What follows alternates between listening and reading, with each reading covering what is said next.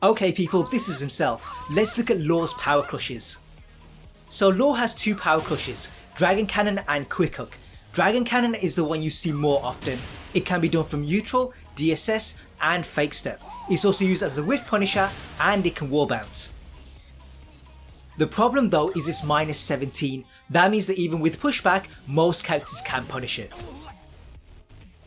Quick Hook on the other hand is rather different. It can only be done from stances and it's a high. But it's minus 10 and has pushback, that makes it a lot safer. Now when this hits, the opponent is knocked away, but a heal drop is guaranteed, and even if you're late, it's still safe on block. At the wall though, things are a bit more interesting. Here if you're up close, double flip does the most damage. The problem though is if they tech roll left, they end up behind you. Now while this does give you back turn mix ups, you do lose positioning. An alternative is the stomp.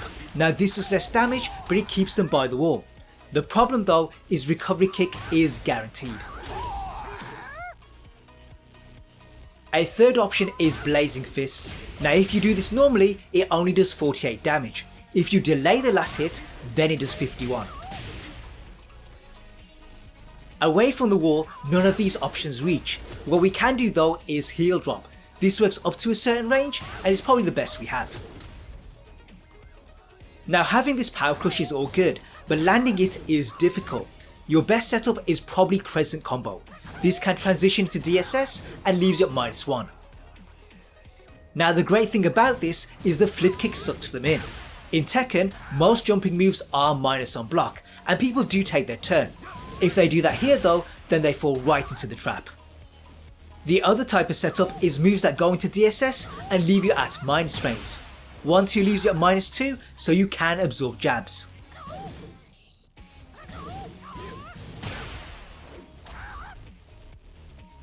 The other strings are -4, and in this case you only absorb moves slower than 12 frames.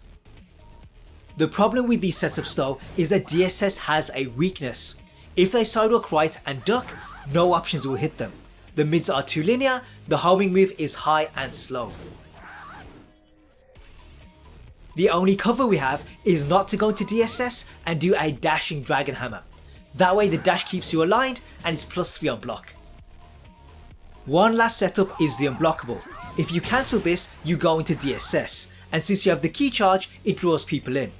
Just make sure you do this at a distance because you do need some frames. As always, if you enjoyed this video, do drop a like. It really helps this channel and it motivates me to do more for this character. Looking ahead, there are more lore guides coming, so make sure you subscribe if you want to see those. In the meantime, have fun, play well, and I'll see you guys in the future.